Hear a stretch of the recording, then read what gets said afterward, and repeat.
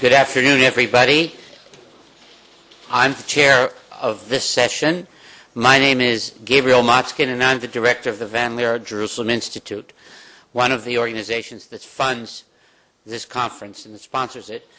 And I want to say to you that we at Van Leer have a deep interest in the development of scientific disciplines, and in that framework we're happy to host this conference. Disciplines are funny things because they are somewhere between sciences and Welt and worldviews, and because each discipline in its emergence in modernity has been both first a worldview and then an empirical scientific verification of that worldview, the members of that science always confront the tension between those two. It is in that spirit that we will continue to fund work in the field of economics in the years to come. Now, we will have a lecture today by Professor Aumann that will exactly deal with this question of what is economic thinking in terms of a certain worldview. I have the unhappy task of presenting to you Professor Aumann, which I will not do because it is the job of obscure administrators to present world-famous people, whereas it would be much better if the world-famous people would present the obscure administrators. And it is that spirit that I ask Professor Aumann to please take the floor.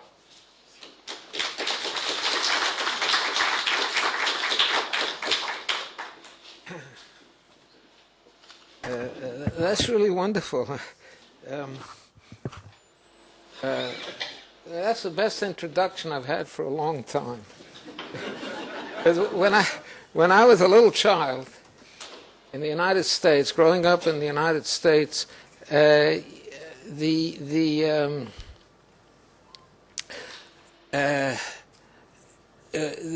of the things that we children listened to was on the radio. There was no TV at the time. Was the political conventions.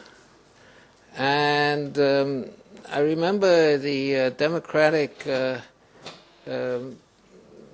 presidential convention in the nominating convention in I think it was either 1940 or 1944, and we listened to one speech after the other, and there were always very flowery introductions of the speakers. And the introductions would go on, and they say this senator so-and-so, the man who did this, and the man who did that, and so on, the man who, the man who, the man who. And then Roosevelt himself came on the podium, and the person who was supposed to introduce him just went up to the podium, some famous person, and said, "Ladies and gentlemen, the President of the United States." That was it, okay? And as a child, this impressed me enormously. It impressed me enormously. And I've always longed for an introduction like that. I never got it up to now, so thank you very much. Okay, I understand that this is supposed to be in Hebrew, and in English, I'm sorry. This is supposed to be in English, so I understand there's some people here who do not understand Hebrew. And it will be in English. There will be one or two passages that sound so beautiful in the original that I will give them, but then immediately a translation, so don't worry, okay? If you were worried, don't worry. I'd like to emphasize two words here. One is, well, let me start with the word Talmud. Okay, so I'm not sure that all of you here know what the Talmud is. The Talmud is a document that really regulates the Jewish religious life. It originated, around the year 0, a little before. It came to a culmination around the year 150, and then there was a lot of discussion until about 450, about 300 years later, and then it in a sense kept developing. I mean, formally the Talmud was closed in around 450 or 475, but then a lot of commentary was published, was written on it, was published on it since that time, and up to the present day. So if you take the term broadly, the Talmud is a living document that keeps expanding, keeps also contracting, because some things that people write are simply forgotten. So it's a living object, and it does form the basis for Jewish life.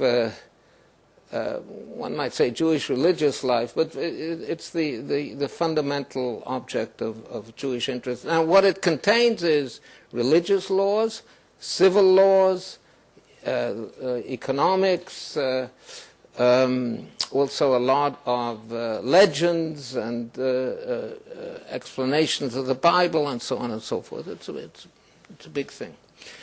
Now, so it's basically a 2,000-year-old document. Now, I think this talk was billed as, by the way, how much time do I have?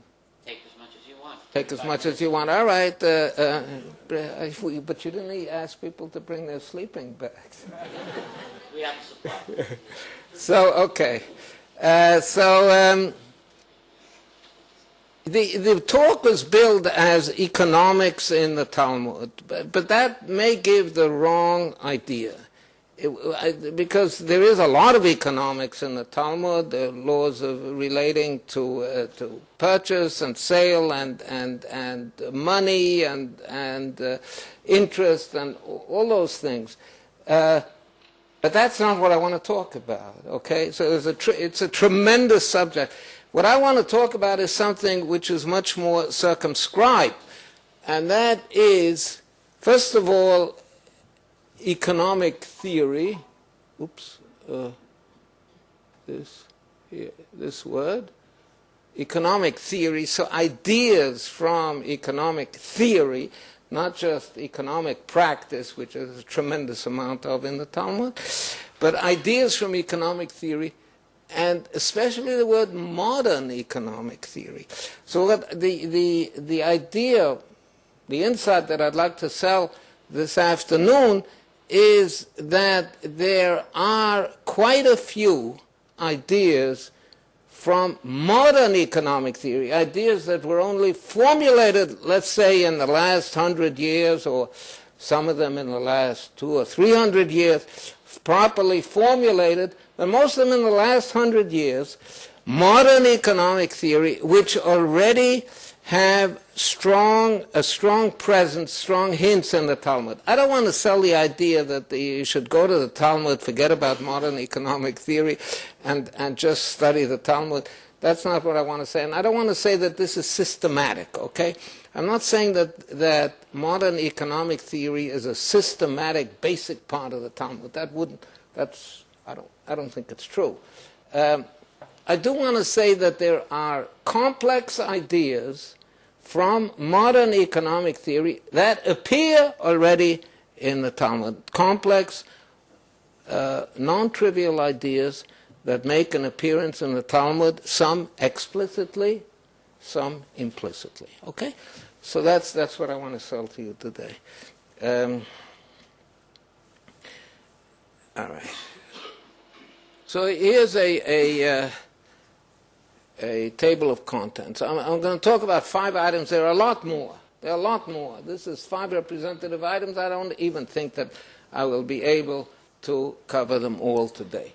Now, the basic idea, I was once at a meeting of students of economics and students and faculty of economics at Yale University. And one of the people there was Jim Tobin, the famous macroeconomist. And one of the questions that came up at that meeting was, can one describe economics in one word? One word. Can one sum it up in one word? So Jim said, yes, one can, and that one word is incentives. Incentives is what makes the world go round. And people who ignore incentives, yes, do so at their peril. And this is something which is non-trivial. Yes, it's not understood by most people, do not understand that fact that you have to keep incentives in mind when you're doing anything in economics or anything at all. And incentives play a big role in the Talmud, okay? They play a big role, but I cannot say that they play a universal role, because there are a lot of passages in the Talmud which are sort of counter to incentives, which do not take incentives into account. But a lot of passages do take incentives into account in a big way and explicitly, okay? So it's not something that became, so to speak, common wisdom in the Talmud, but it's something that that definitely does make an appearance over there. And we will talk about this in I think any time you talk about incentives, you're talking about economics. Okay, there's a broad definition of economics.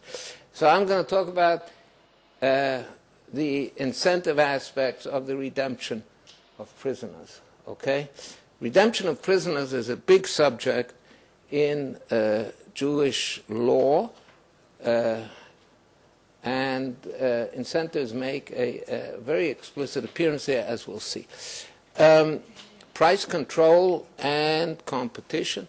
The idea of price control, the idea of competition, the idea of the invisible hand is already present in the Talmud, or possibly in the Talmud, or likely in the Talmud, definitely in 12th century commentators on the Talmud. Okay? Explicitly in the 12th century commentators, which is way before anybody else thought of this, as I will document in the course of the talk. Social choice, the theory of social choice was formulated by Kenneth Arrow, the Impossibility Theorem of Kenneth Arrow, that's 60 years ago. Okay, some aspects of social choice, not Arrow's Impossibility Theorem, okay, I'm not going to claim that, but some aspects of social choice are present already in the Talmud. Here we have a problem of three appraisers. Oops. We have a problem of three appraisers. Okay, so we have different appraisals of a piece of property, and the question is how to amalgamate three different things. It's a classic problem in social choice, okay? We have the matter of moral hazard. Okay, we'll go into that when we get there. We have the matter of risk aversion, which is, as we'll see, it's implicit in a Talmudic passage. It's even fairly explicit in the commentators, but the modern idea of risk aversion enables us to understand a difficult, an acknowledged difficult passage in the Talmud. We have the matter of the three widows, a famous, one of the most difficult passages in the Talmud. It's a matter of division of bankruptcy laws, how to divide what there is in a person who's gone bankrupt among the creditors. What the Talmud says is mysterious, and with ideas from modern economics or the idea of consistency, we get an understanding of this Talmudic passage, and it seems quite likely that the authors of this passage understood this idea, although it was forgotten later. Let me, okay, so let me try to get to these things one by one. Okay. The incentives of redeeming prisoners. So what I'm going to try to do with you is to take the sources, not to tell you about the sources, but give you the sources. Of course, it's going to be in translation.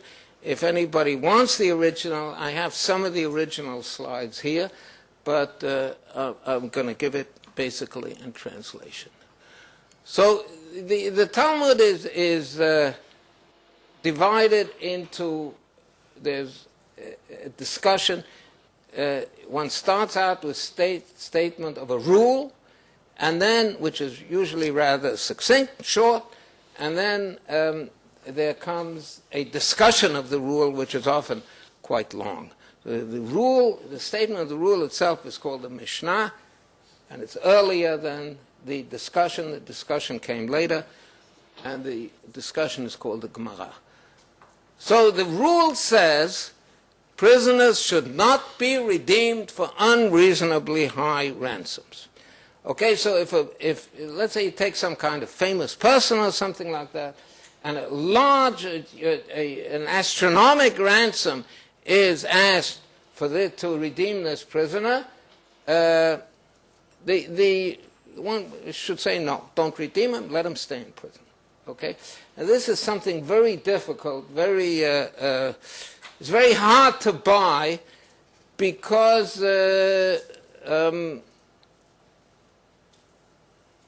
how should I say? Yehudim hem rachmanim b'nei rachmanim. Yes, the Jewish people are sort of a very closed group, and they try to help each other. Yeah, and this sort of goes against the grain. Yeah, but it's a very important dictum. All right, one should not. So. Now let's look at the discussion of this. The discussion, that's the Gemara. The discussion says right after this is, why not? Why not redeem people for unreasonably high ransom? Yes, I mean, it's important. The life of a person is important. Even the life of one person is important. And why should that be forbidden? Why not? And then the Gemara asks, there are two possibilities. Because one possibility is that it's too much of a strain on the public coffer. You start you're giving unreasonably high ransom. This will empty the public coffer, and there are many other important things to do. That's one possibility. And the other one is not to provide incentives to kidnappers. It's explicit, okay?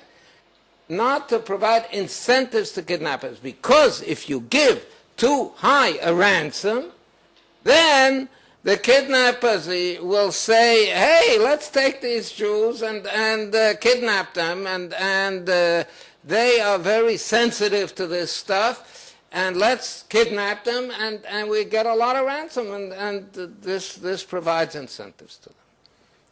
Okay? So, one of the most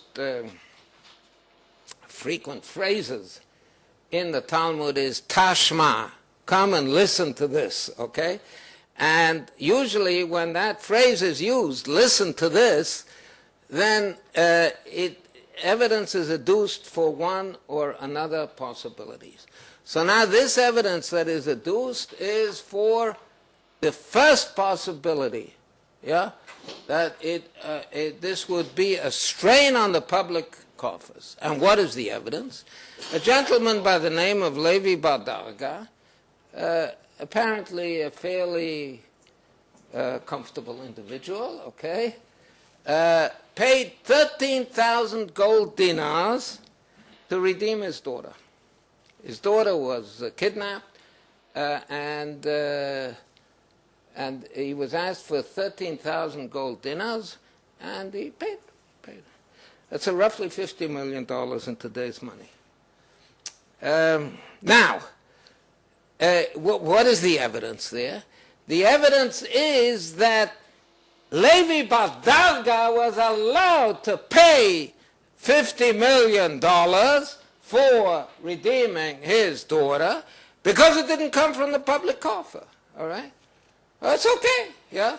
If you do this, yes, it's okay, as long as you don't empty out the public coffers, right? So that's evidence for one, for the first possibility. Abaye, who is one of the sages of the Talmud, of the discussion era of the Talmud, which is, as I was saying, is between about 150 and 450, those 300 years. He's right in the middle there someplace, I think around 325, something like that, yeah. He retorted, no, that's not convincing. Who says the sages agreed? Yeah? The sages did not agree. Quite possibly, they did not agree to this. In other words, Levi Bar Darga, who, as with most comfortable individuals, they also have influential, and they can say, you know what, you don't like what I'm doing? You don't like it, okay, lump it, yes. I'm going to redeem my daughter for $50 million. Okay, you don't like it, you don't have to like it.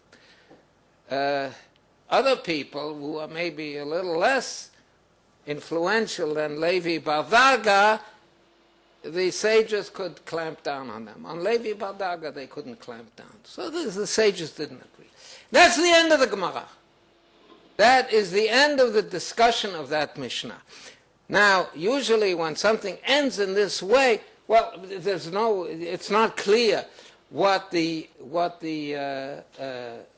discussion, what the maskana, how does one say, the conclusion.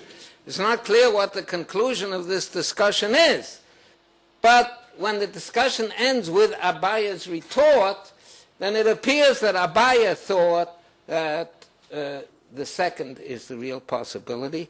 And Maimonides, who codified this is in Gittin 45a, okay? Maimonides, who codified the whole Talmud, 700 years later, 800 years later, he takes the cue from here, and he agrees that the reason is number two, okay? So here it is. Here's the quote from Maimonides. Maimonides says, prisoners should not be redeemed for unreasonably high ransoms, so that our enemies should not pursue us, should not pursue people to kidnap them. Okay? And maybe, is the screen clear? Maybe we should dim the lights a little bit? Not necessary. Okay.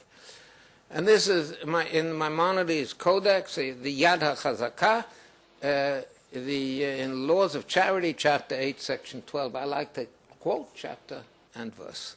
Okay. So that's that is the first item on our laundry list. Now let me go to the second item, which is really fascinating. So incentives, and as I say, this is not the only place where we have incentives. Incentives play a big role in a number of things. Those of you who know what the Puzbul is, those of you who know what Ktuvat B'nin Dichen is, all kinds of places incentives play an important role. The second item on our laundry list is price control and competition, and as I say, this is an insight which is implicit in the Talmud, explicit in the 12th century commentators, both of them way before their time. The unicorn, you'll see right away what the unicorn is doing here. But first, let me quote a passage from the Bible. And this is this beautiful passage that I was referring to. The Bible is sometimes referred to as the Torah, the 5 books of Moses are referred to as shirah, as poetry, yes? And some people ask, well, this is not poetry, so I say, well, it is poetry. It really is. This is a poem. Lo yeh lecha bekischa even va'aven gdola uktana. Lo yeh lecha beveitcha efa ve'efa gdola uktana. Even shlema v'tzedek yeh lach, efa shlema v'tzedek yeh lach, leman yarichu yamecha al ha'adama asher Adonai Elohecha noten lach. It's economics, but it's poetry, okay? And now I did the best I could to translate and to give you the rhythm. This, okay? You shall not have in your bag a weight and a weight, large and small. You shall not have in your house a measure and a measure, large and small. True and just weights shall you have, true and just measures shall you have, so that your days may be long on the land that Hashem your Lord gives you. Not quite as good as the Hebrew, but I did what I could, yes. Okay?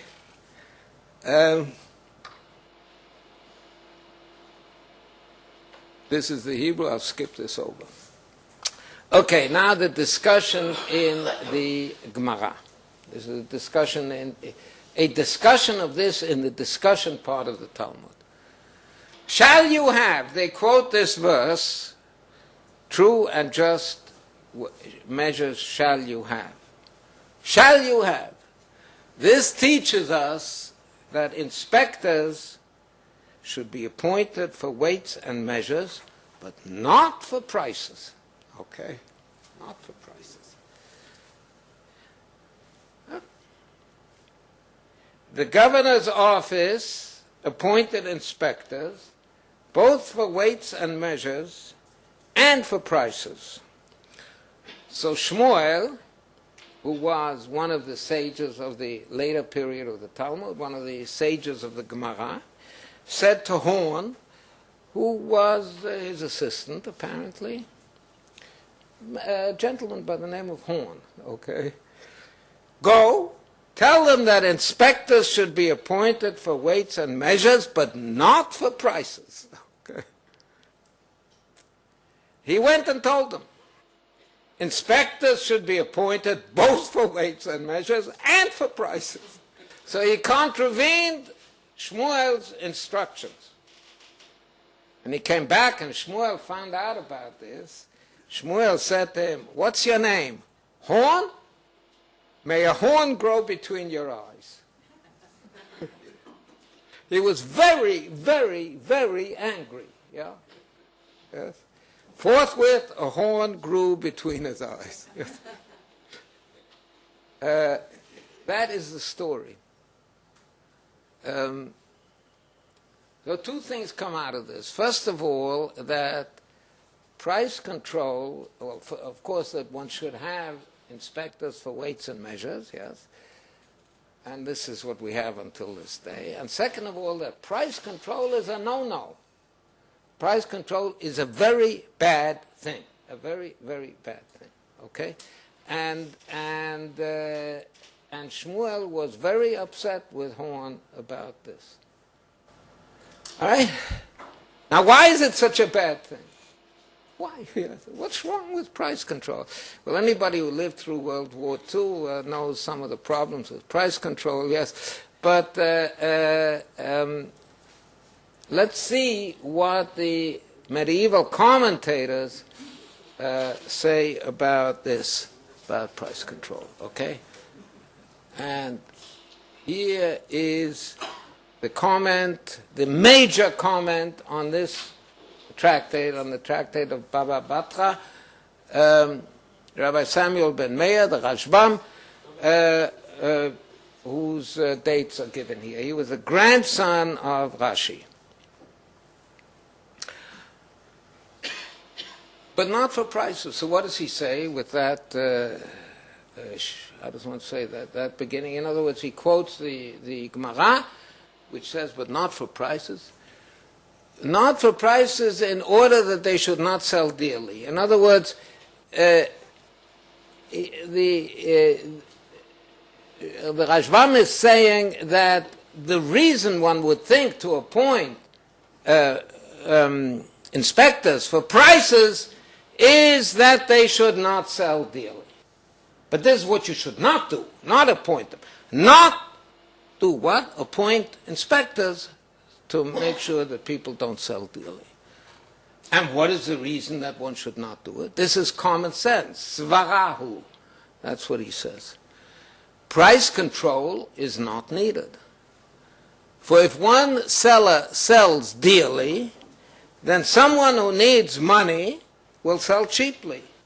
And the buyers will go to him. And then the first one will also sell cheaply. Okay?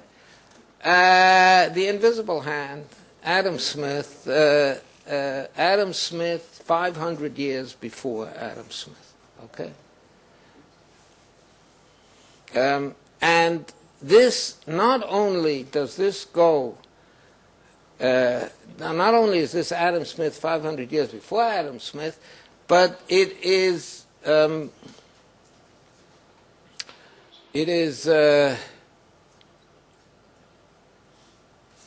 goes against the grain of all the philosophy of his time, of the Rashbam's time, yes?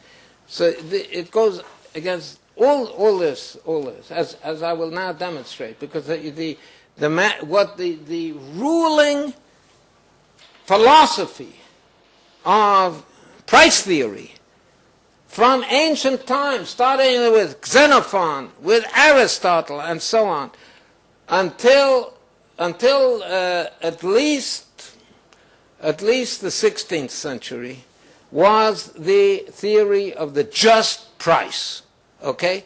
There was some. Now, how the just price is determined is not clear, but the theory was there is a correct price to charge for objects. Never mind the market. There's a good price to charge, a right price, just in the sense of justice, okay? Price to charge for, and that's what you should take. Never mind supply and demand, never mind the market. And here we're saying, let the market take over, okay? And this was also after. And in fact, Maimonides, who we already met before in the matter of the redeeming the prisoners, Maimonides, who came later, after the Rashbam, yes, ignored the Rashbam. I'm sure he knew about him, yes, but he decides against him. He decides against the Rashbam. Here's what Maimonides says. The authorities must appoint police to go around the stores, check the scales and the measures, and fix the prices. Okay? That's what Maimonides says. Anyone who raises prices should be beaten. Yes. And forced to sell at the market price. And how is the market price determined? Well, that is the inspectors fix the prices. You tell them how much to charge. That is the market price. It's not what we call market price nowadays. Okay? And that's what Maimonides says. Okay? And this Aquinas, Thomas Aquinas, who came after Maimonides, yes, this was in the spirit of the times. He says very similar.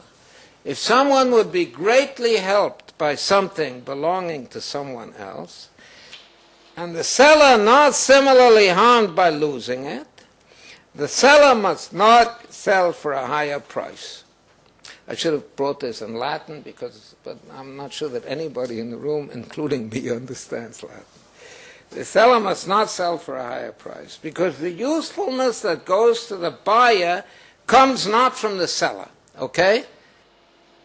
In other words, there's a sort of a usefulness. The buyer wants this object, he needs it, and that usefulness is not the property of the seller. This was Aquinas' idea, okay? but from the buyer's needy condition. And since it's not, the usefulness to the buyer is not the property of the seller, well, no one ought to sell something that doesn't belong to him, okay? So this usefulness is this abstract idea of the usefulness is what Aquinas had in mind. There were also other ideas of just price.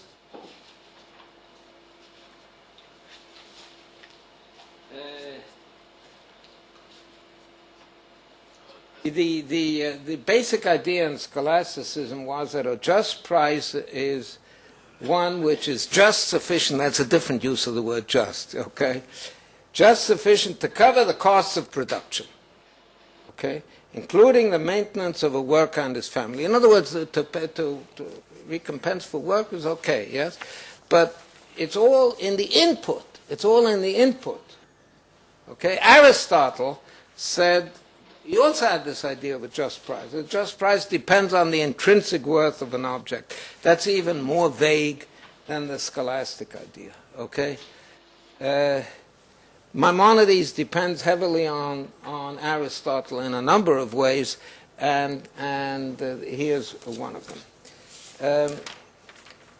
The first hint that rejects this came in the school of Salamanca.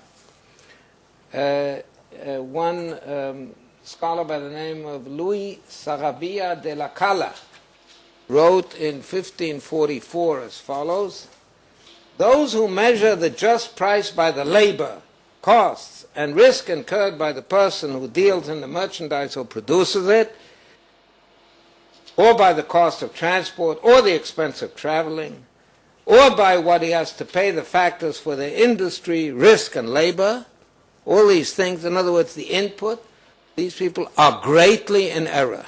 That is what was written in 1544, yeah? But the Rashbam came 300 years before that. For the just price arises from the abundance or scarcity of goods, and not from costs, labor, and risk. Why should a bale of linen brought overland from Brittany at great expense be worth more than one which is transported cheaply by sea? Yeah. It's wonderful. It's wonderful, but it's 300 years after the Rashbam. Why should a book written out by hand be worth more than one which is printed, when the latter is better, though it costs less to produce? Okay? This is Louis, this is before Adam Smith. Still, this is essentially supply and demand, yes, it's close to that. And that is what the Rashbam was saying also. It's implicit in the Rashbam. People should charge what they want, yeah? So, and if they're charging too much, nobody's going to buy from them. That's what the Rashbam says. Okay? So this is really prescient. Okay. Now let's go to the next item.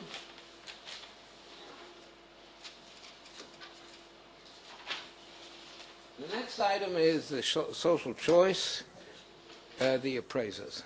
Okay?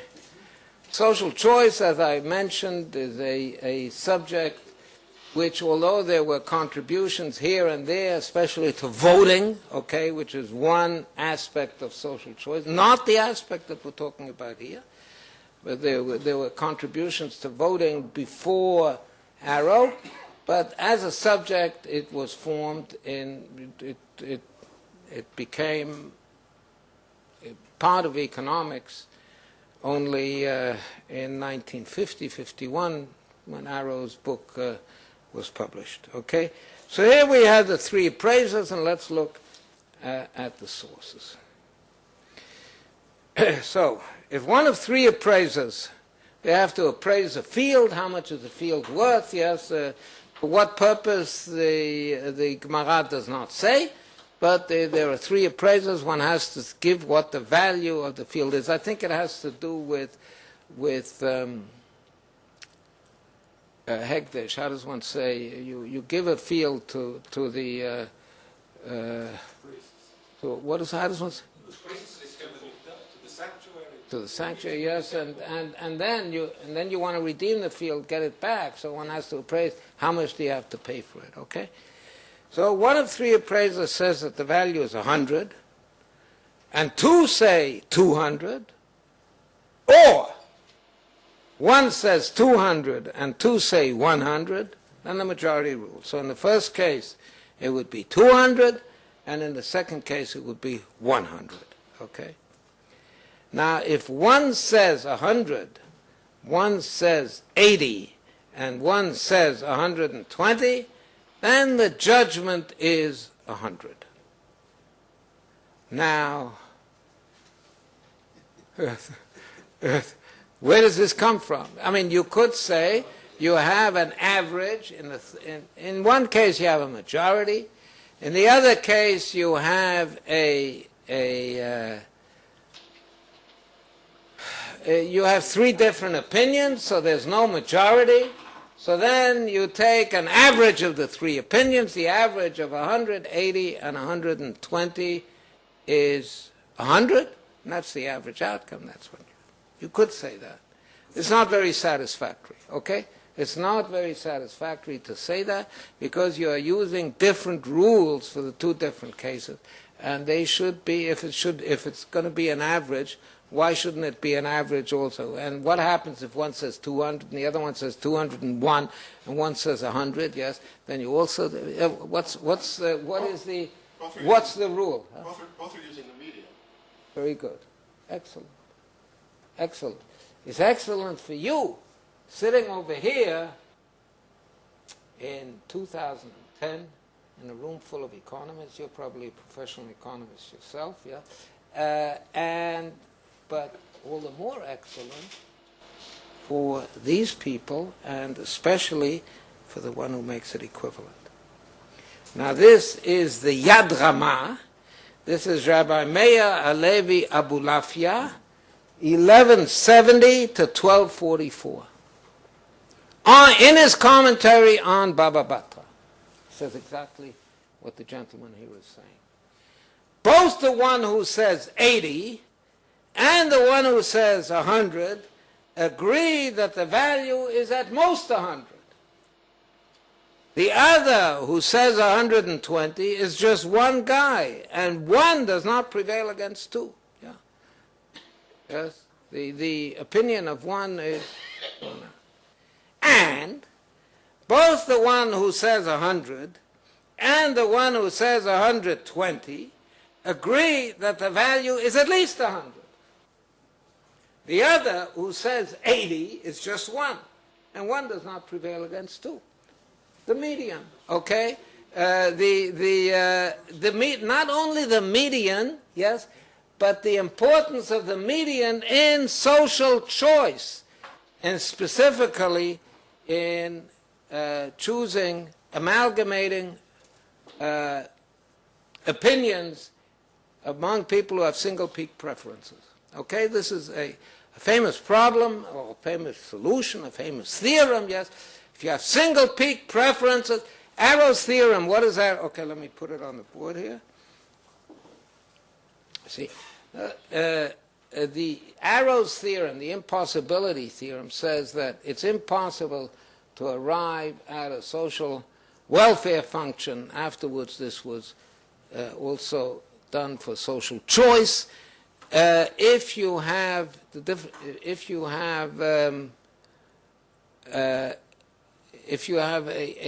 a general domain, yes, but if you limit yourself to the case of single peak preferences, which is implicit in the value of when you're appraising a value of a field, yeah, or appraising the value of property, obviously you have single peak preferences. You think the right value is this. The closer you are to the, if you're below the right value, then the closer you are, the better. If you're above the right value, again, the closer you are, the better. Single peak preferences in appraisals. And the median is the accepted solution for that, because a majority says not to pay, not to appraise it at less than the median, and the majority says not to appraise it at more than the median, okay? But I venture to say that this is a modern insight. This is an insight of modern economic theory, and here it is entirely explicit in the Yad Ramah, and it's explicit in the Yad Ramah and implicit in the Talmud. Okay, let's go to the next item. Moral hazard, 10 stores. Those who read Hebrew can read the original. I'll just read out the English. There are 10 stores, all selling kosher meat, except for one which sells forbidden meat. So 9 out of the 10 stores sell kosher meat, and one sells forbidden meat. If a person buys meat but doesn't remember from which store he bought it, then the doubt renders the meat forbidden. But if he found it on the street, then you go by the majority, okay? I can just imagine Rabbi Eliashiv finding some meat on the street and picking it up and taking it home, yes, and eating it, because by far the majority of stores in Jerusalem are kosher. I mean, maybe there's one non-kosher store, and I think it closed down 5 years ago. Yeah.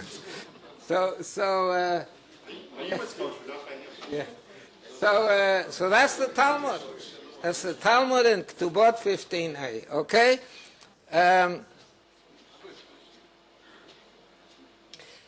Now, this is not only Ketubot 15a.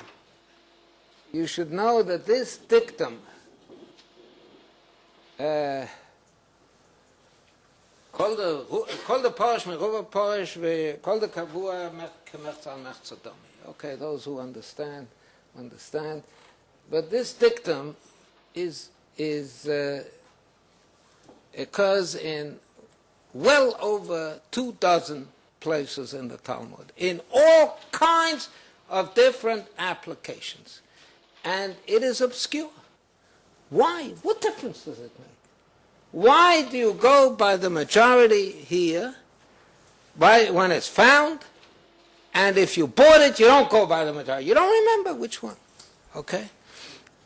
And solutions have been proposed. A good friend of mine by the name of Moshe Koppel, a professor of mathematics at Bar-Ilan University, and a Talmudic scholar of no little renown, suggested an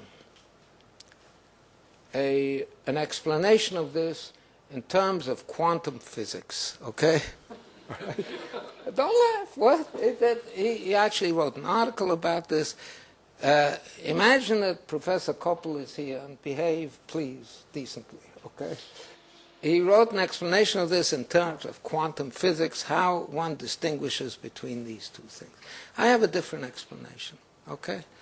And this is a very central dictum in the whole Talmud, okay? As I say, it occurs well over 24 times in the Talmud. Not here, that if something is well, I don't have to, this idea, okay? That if one buys meat but doesn't remember from it, then if it was found, go by the majority. Okay? Now, how do I explain this? So I'm going to define what I mean. The term moral hazard first surfaced in the 30s of the last century, so it's not yet 100 years old. It's about 80 years old, less 75 years old. And it is one of the concepts which Kenneth Arrow did a lot to promote. What is the definition of moral hazard? So a risky situation is said to be fraught with moral hazard if the outcome is determined or may be affected by the actions of an interested party. Now, let me explain some of the terms here. First of all, the term risky situation. What do I mean by a risky situation? I mean, this is a situation where the outcome of the situation is not clear. It's probabilistic, it's uncertain. It may turn out this way, it may turn out that way. You don't know, okay? And the other important word here is the word interested party. And I don't mean, Professor Aumann's lecture sounded interesting or did not sound interesting. I don't mean it in that sense. I mean, an interested party is a party that has something to gain or to lose from the outcome. Okay? A party who's involved, yeah, that's one of the meanings of the word interested. Look it up in your, I used to say Webster, but you don't look up things in Webster anymore. You look them up on the net. Okay? So look it up on your internet dictionary. Interested party, somebody who has something to gain or lose from this. Now, the most frequent example that is quoted is insurance. Okay? You take out insurance against accidents, okay? Or against having your car stolen, all right? Now, the outcome, whether your car is stolen or not, depends, at least in part, on you, yeah? You leave the keys in the car, all right? Then you're more likely to get your car stolen. All right. So that is an example of a moral hazard situation. Ask yourselves this: I go to my insurance company and I ask them, look, I want to insure my car for whatever it costs, 100,000 shekel or something like that.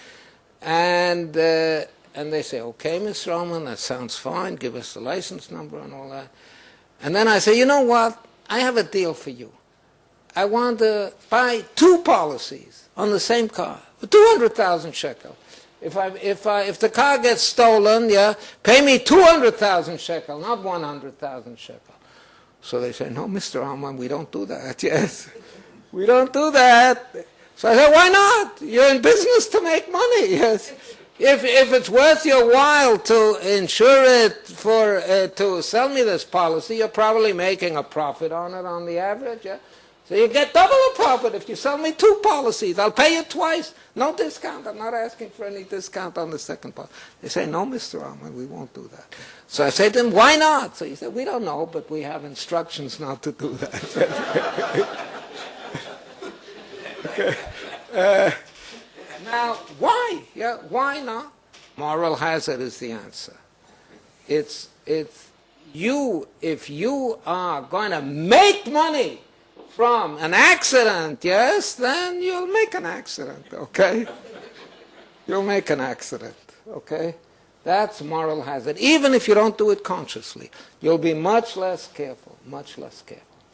And that is what's going on with the 10 stores. That's what's going on with the 10 stores. Here, let me put this back. In the case when he bought it himself, he's an interested party, right? He wants to eat that meat, okay? So when he bought it himself, he, the interested party, was affecting the outcome, okay? So it's a risky situation. Could be kosher, could be non-kosher, we don't know, yeah? 1/10 probability a priori that it's kosher, 9/10 that it's non-kosher, 9/10 that it's kosher. But that's not the right probability because you bought it. Yeah? Maybe you saw a nice juicy steak in the store window and you bought it, yeah? Who knows? You know, we're not accusing you of anything. Yes, it's okay. But in a situation when you, the interested party, affected the outcome, then all bets are off, literally. Yeah, we don't go by probabilities then. We don't go. We let go of the idea of probability. In the other case, when he found it on the street, he found it, whatever it is, it is. I mean, he can't affect anything. So in that case, we go by the probabilities. The probabilities are okay. I tested this out on more than 24 sugyot, how does one say, passages or discussions in the Talmud, which quote this dictum. They all, I would like to say that they all work out, yeah, that they all make sense in accordance with this explanation. I'd like to say that, but I can't say it because all of them go according to this except one. One of the places does not, or let's say one of the places you have some difficulty putting it in place.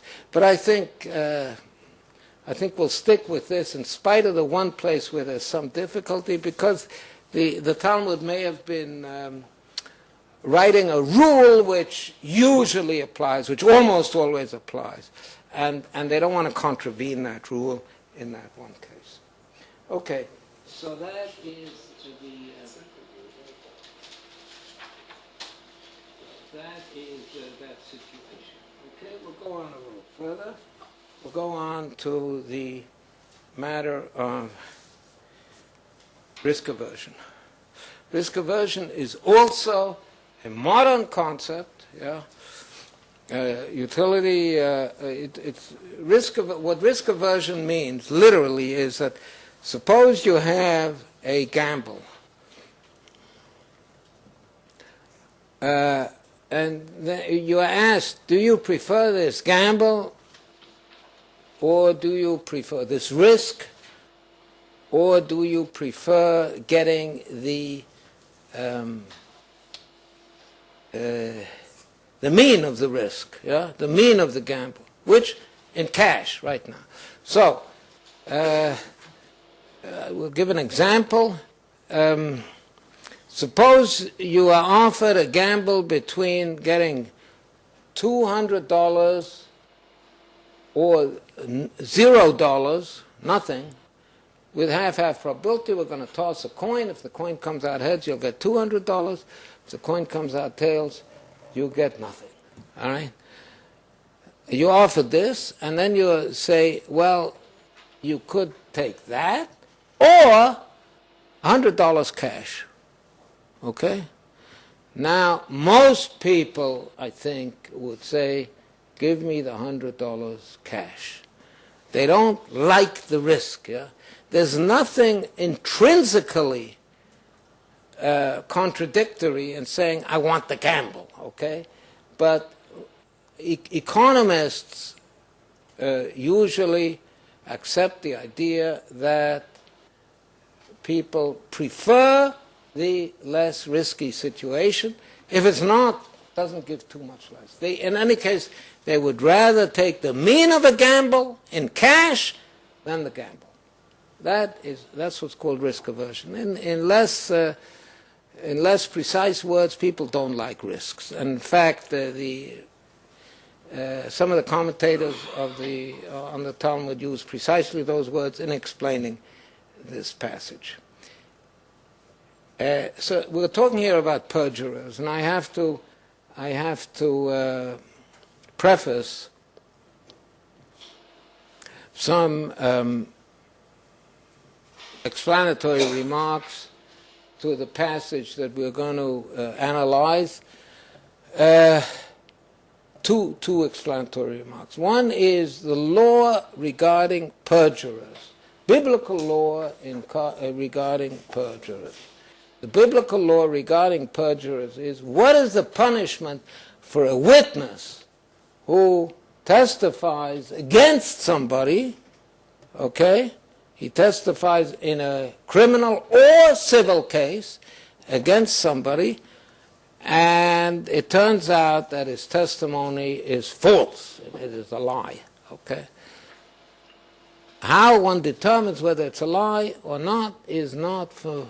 There's not I don't want to discuss that now. It's not relevant for today's discussion. But it turns out that it's a lie. Then the Bible ordains that this lying witness, this perjurer, is to be punished with exactly the same punishment that would have been meted out to the person against whom he testified, had his testimony been verified, had his testimony been accepted. This is the law of perjury, the biblical law of perjury, and it's also a Talmudic law. And this applies in all cases. So if a person testifies that somebody else murdered somebody, he's liable, if the murderer is liable for the death punishment, it turns out that the witness was lying, then he gets killed. Okay? That's it. If a person testifies against somebody else that he owes a third person 100 shekels, and it turns out that he's a perjurer, that it was a lie, and he has to pay 100 shekels. Yes. That's it. That is the law of perjury. Now, with these two, one more. The other thing is the idea of a marriage contract. A marriage contract is something which is, it's a sort of a prenuptial agreement. The only thing is the woman, the wife, does not sign it. It's only the husband. It delineates the obligations of the husband to the wife, and it has all kinds of. Obviously, the husband has to feed his wife. He has to clothe her and other things. And also, there's one phrase, there's one part of it which is considered very important, and that is a certain payment that the husband must give the wife in case of dissolution of the marriage.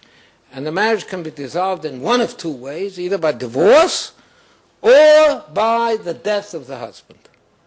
So, if the husband dies, then the marriage is dissolved, and the heirs have to pay the widow the amount specified in the marriage contract. Okay? And that comes before they inherit anything. That is an obligation of the husband. Okay? All right.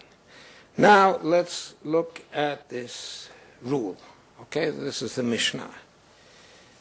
We testify that John Doe divorced his wife. So this is a story of two witnesses that come and say that John Doe divorced his wife and did not pay the amount stipulated in a marriage contract, when in fact he did not divorce her at all. Maybe they're living separately, but he didn't divorce her. Okay?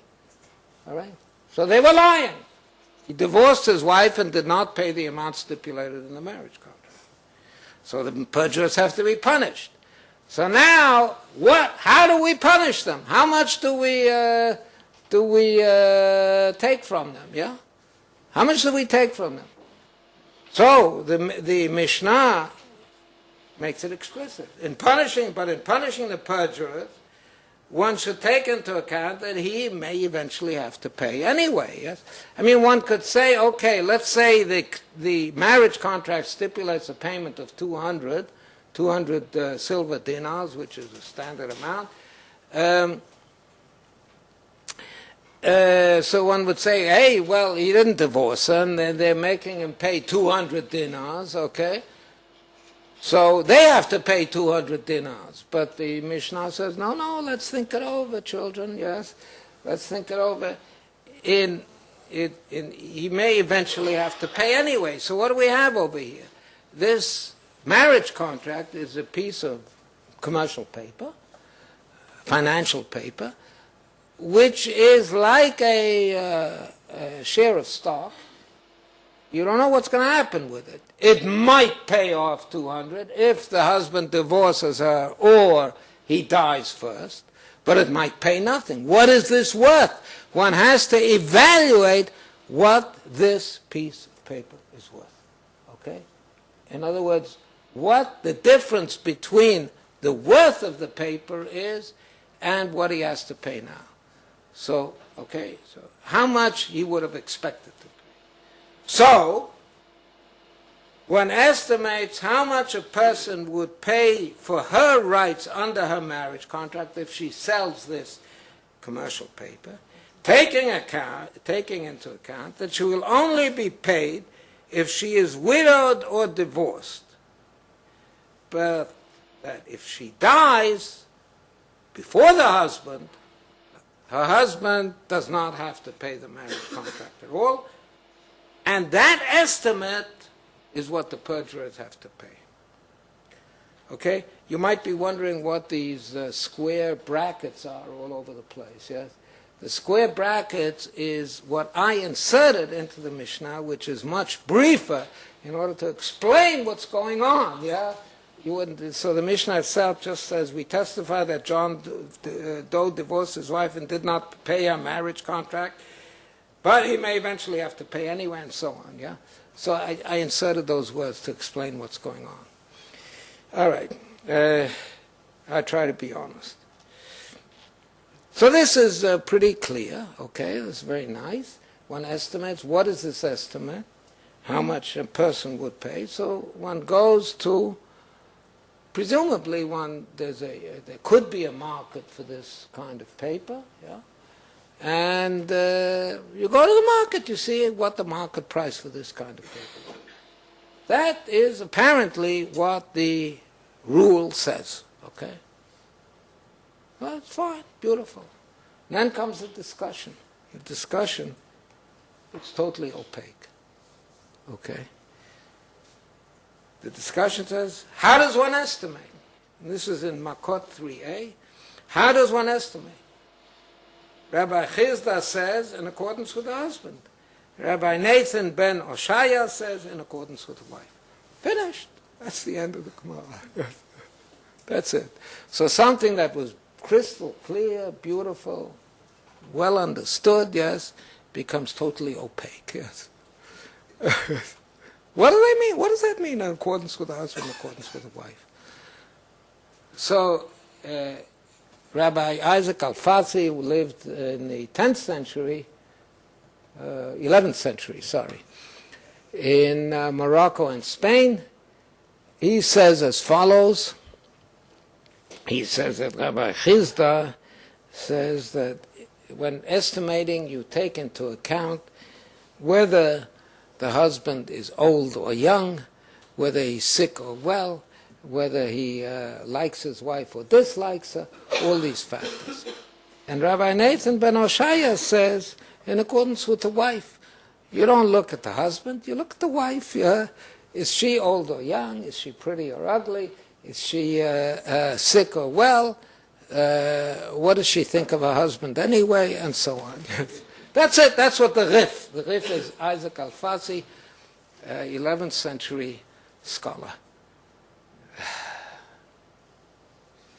Okay, and I allow myself to take this attitude towards the Rif, which I wouldn't do otherwise, because the Ramban, Nachmanides, who lived 300 or 400 years afterwards, says he's also angry with the Rif. Yeah, he also says, what is he talking about? Obviously, you take into account both. Yes, I mean the market value of the thing would be both. So what is he talking about?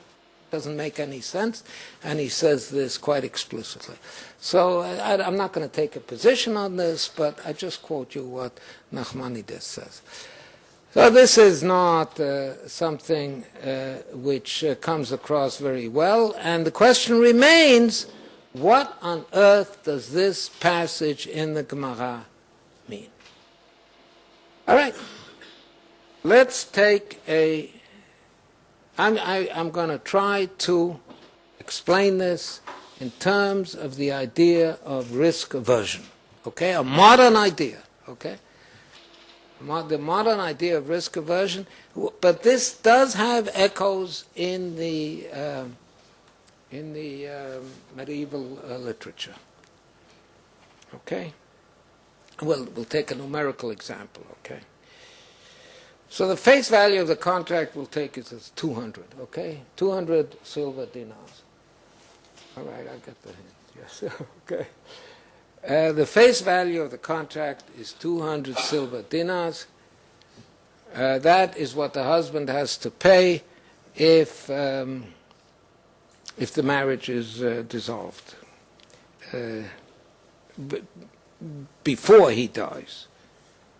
Before she dies. If the marriage is dissolved before she dies, either by divorce or by his death. Let's take a case that the probability is a half. Okay, we have some way to estimate the probability. I don't want to talk about that. The probability is a half. All right. Now this is important, and Rashi also, the great medieval commentator Shlomo Yitzchaki, Rashi, who lived in the 11th century, says that the husband sets aside property as a guarantee for the for payment of this contract. So a certain property is set aside. That is what the Mishnah means when it says the husband will inherit her. So this property is set aside. He can use the property, but that is set aside for payment of this contract. If the contract does not have to be paid, then he inherits her. That's what the Mishnah meant. Okay? Now, those are the parameters. So, both sides face a half-half gamble of 0 or 200, yes? Both sides, but they're opposite sides of this gamble. If the wife gets 0, if she dies before him, then he inherits her. So he gets 200. If he dies first or divorces her, then she gets the 200 and he gets 0, because then he just has to give this field that he set aside for her to her. All right. Now, let's explain Rabbi Chisda in terms of risk aversion. One appraises by the husband. That is what or one estimates by the husband. That is what Rabbi Chisda says. That is, what does that mean? What my suggestion for explaining that? Because of risk aversion, the husband values his position. He has this field, yes. He may have to pay, in which case he'll get 0, because then he just gives her the field. Or he may have to, she may die before him, and then he'll get 200. Okay. Now, so it's half-half probability of 0 or 200. Now, the mean of that gamble is 1/2 of 200, which is 100. But because of risk aversion, he values his position at less than that. Okay? Say, it could be 90, it could be 70. Just for the sake of this numerical example, we're going to say 80. He values his position at 80. Okay? Rabbi Nathan says one appraises by the wife. Now let's say she has exactly the same risk attitudes as the husband. Exactly the same. That is. So she is also risk averse. And she values her position also at less than 1. So she also is facing a half-half gamble of 0 and 200. She values her position at less than 100, which is a half of 200, less than the mean. Again, let's say 80. Okay? So the perjurers, now what do the perjurers have to pay? The perjurers don't have to pay her position, because they're paying what the loss that would have accrued to the husband, not to her. Okay? So they have to pay. Now the husband has to pay 200 right away. But the position, the half-half gamble, yes, instead of having this position, instead of having the half-half gamble, the husband now the husband gets nothing, right? So they have to pay The husband now has to pay 200. Yes. So the perjurers, what damage did they cause the husband? They caused damage. He now has to pay 200. Her position is worth 80. Right. So the perjurers must pay 120. Yeah. He has to pay 200. The perjurers must pay the difference between what the husband had originally and the worth of the position. The worth of the position is 80, so they have to pay 120. Okay. By the way, this is by the way explicit in Rashi. This thing of paying by the husband or by the wife is quite explicit in Rashi. And so this is the way that I want to explain this passage. This is how I suggest explaining this passage, using the modern notion of risk aversion. And here again, Rashi, the gloss of Rashi on this passage is very long. Rashi is usually quite short, quite concise. When he has a long gloss, then almost always he's sort of feeling his way. He's not sure of what he's saying. Yeah, Libi megamgem b'zeh, he says. My heart is stuttering. That's what he says. Yes. There are two questions. First, does it make any sense that this way the husband gains because he's getting more than the cost that would have been done to him? The husband gains, yeah. The 18 zoning were 10 to cause him damage of 80, and now he's making 120. Who could cause him, yeah, right. Does that make any sense? Yeah, okay, good question. Let me answer that question, yeah. The answer is this. There are two philosophies of punishment altogether in law, in legal philosophy. There are two major philosophies of punishment. One philosophy is that a person should be punished, the yardstick for punishing a person should be the damage he caused, yes? All right? That's the yardstick for punishment. The other philosophy of punishment is that a person should be punished by what he wanted to gain from a situation, yes?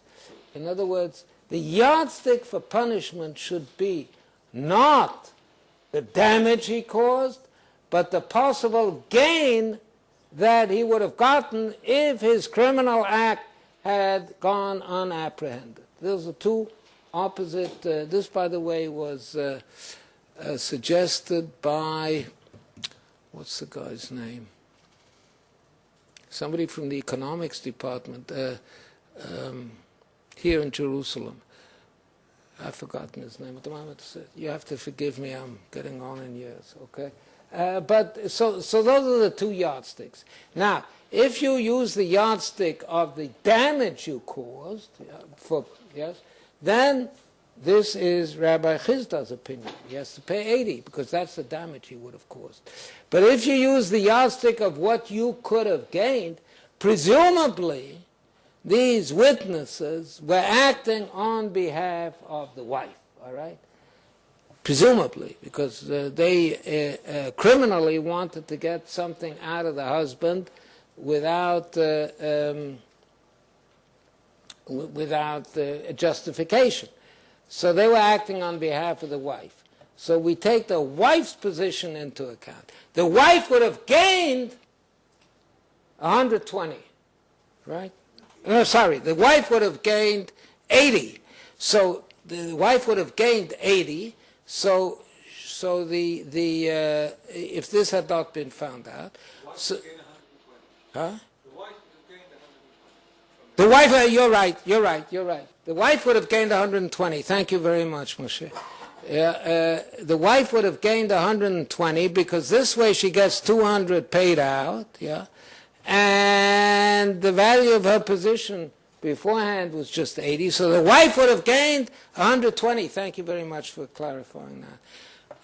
So that's what they have to pay, because they have to pay what they unjustly wanted for themselves.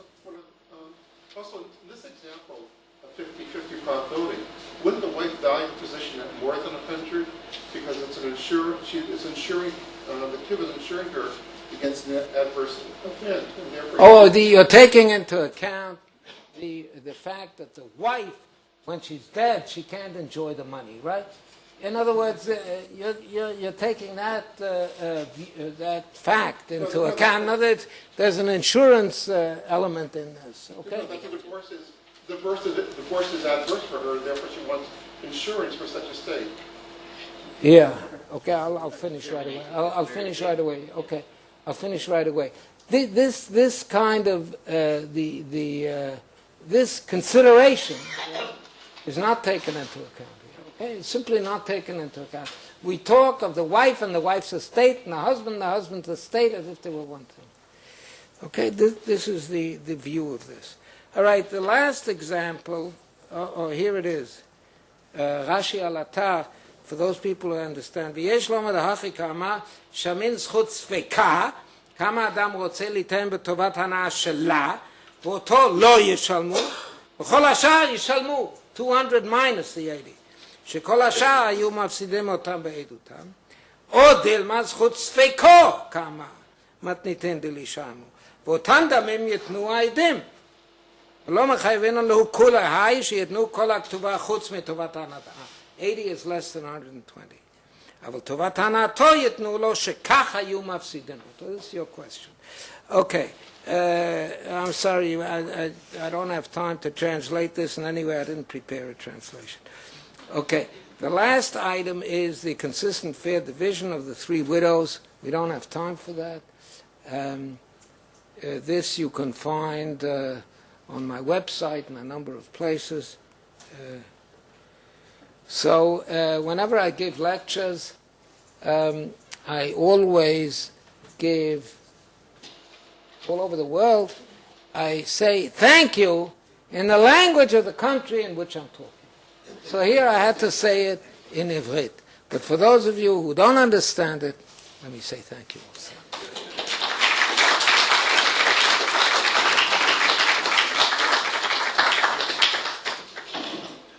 We have 5 minutes for questions. And so if there's anybody who has something to ask, now is the time. No, you don't have to forever hold your peace. At dinner or afterwards you can ask. That's right. We can. Yes, over there. The case of the perjurers has been discussed in History of Political Economy, in a recent article by Jeffrey Callan. It's complicated, and I can't report to you the details because I read it a few months ago and I don't remember them, but I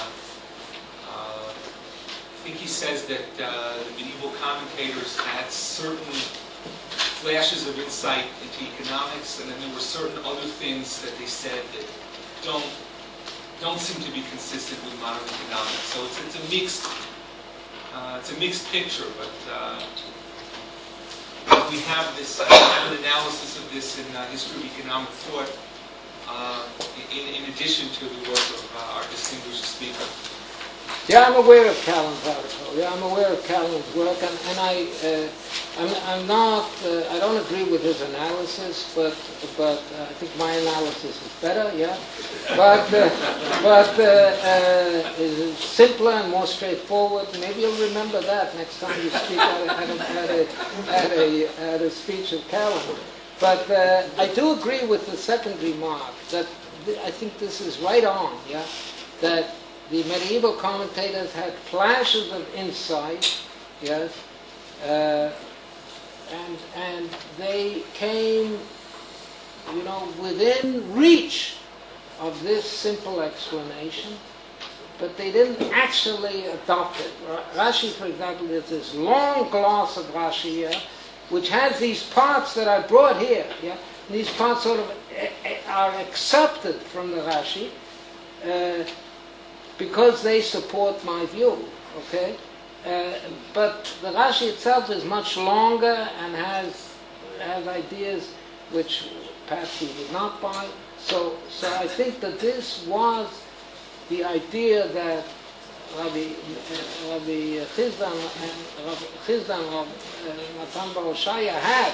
Those were their ideas, but I think what you said about this being flashes of insight, but not entirely clear, that's right on. There's one more question here. Yes. Well, this was very rich and very beautiful. And one could discuss a great deal, especially about the just price. But only one remark in this, or a question. What Thomas says, I think, does not really refer to a competitive situation, but to kind of bilateral monopoly. I'm not sure. If someone needs something very special from someone else, so it's a kind of bilateral situation, and therefore you need an ethical rule. This particular quote could be interpreted that way. Right, that's right. But I think in modern, in other words, when there's a shortage of something, okay, there's been some problem, there's a shortage of something, then what appears from Aquinas is that the seller should not take advantage of this shortage. Yes, he should, because that's not the fact that the buyer needs it. And I think let's go back to this for a moment. Here, okay. Here's Aquinas. Because let's go to the last part of it. The usefulness that goes to the buyer comes not from the seller. Okay? So in other words, he is basically adopting the position that was afterwards rejected by the Salamanca school. Okay, which was explicitly rejected by the Salamanca school. This seems to hint that it's the cost of production that should determine the price. But don't you think that the buyer's needy condition has something to do with that? In other words, it's a difference whether you see a human being as having discretionary choice or in front of a set of irreplaceable goods. And what Aquinas is saying that he doesn't think there should be market principles if the good is irreplaceable, because you see the buyer as somebody who absolutely needs these goods at any price. I don't read it that way. I mean, I have to say that I haven't studied Aquinas very carefully because I have my hands full with the Talmud. But the way I read this is that in general, the usefulness that goes to the buyer comes not from the seller, but from whatever it is that the buyer needs, okay? The usefulness that goes to the buyer comes from the buyer's needed condition. It's not necessarily the 100 neediest cases of the New York Times. It's whatever the buyer needs, okay? If he needs bread and butter for this evening's meal, then that is what determines the buyer. And no one ought to sell. In other words, this is a sort of a supply-side economics, one could call it, okay? It doesn't matter what the buyer needs. That shouldn't determine the price. Thank you very much. Well, look, thank you all very much.